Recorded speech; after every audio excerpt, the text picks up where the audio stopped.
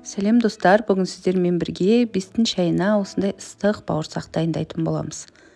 Кеттік. Алдымен апара дайындап аламыз. Ол үшін жылы суымыздың үстіне сүтімізді құйып, тұз, қантымызды салып, ашытқымызды сеуіп, осы апарамыз көтерілгенше жылы жерге қойып қоямыз.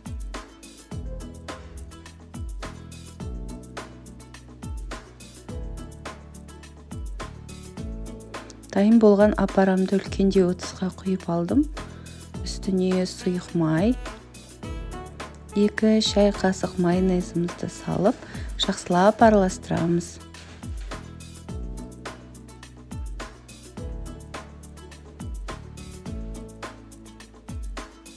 Осы массамыздың үстіне ұнымызды салып, жұмсақ қамыр илейтін боламыз.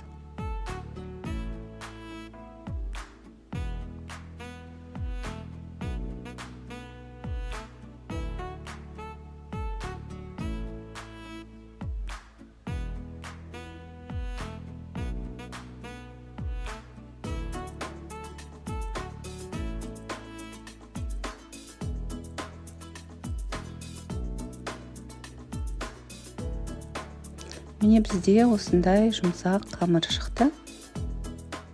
Дайын болған қамырымыздың бетін жауып, орап қойсаңыздар да болады, жылы жерге қойып қоямыз. Менің қамырым 2 рет көтерілді. Үстелдің үстіне ұнымызды сеуіп, қамырымызды жаятын боламыз.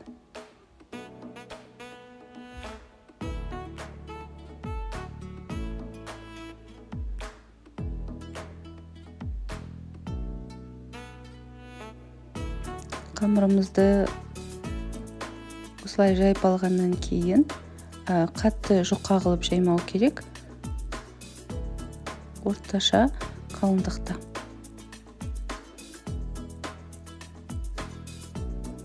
Жайылған қамырымызды жайып алғаннан кейін бауырсақтарымыздың формасын келтіретін боламыз. Мен осылай дөңгелек қылып ойып алдым. Сіздер қалағандарыңызша кессеңіздер болады. Осы бауырсақтарымызды қайнап тұрған майымызға салып, 2 жағы қызарғанша пісіріп аламыз.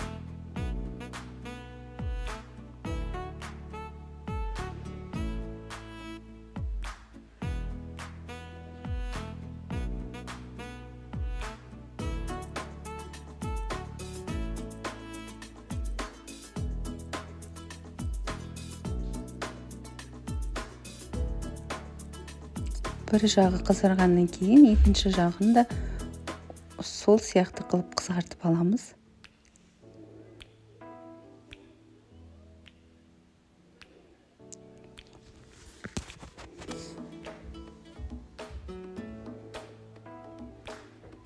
Міне бізде осындай бауырсақ шықты.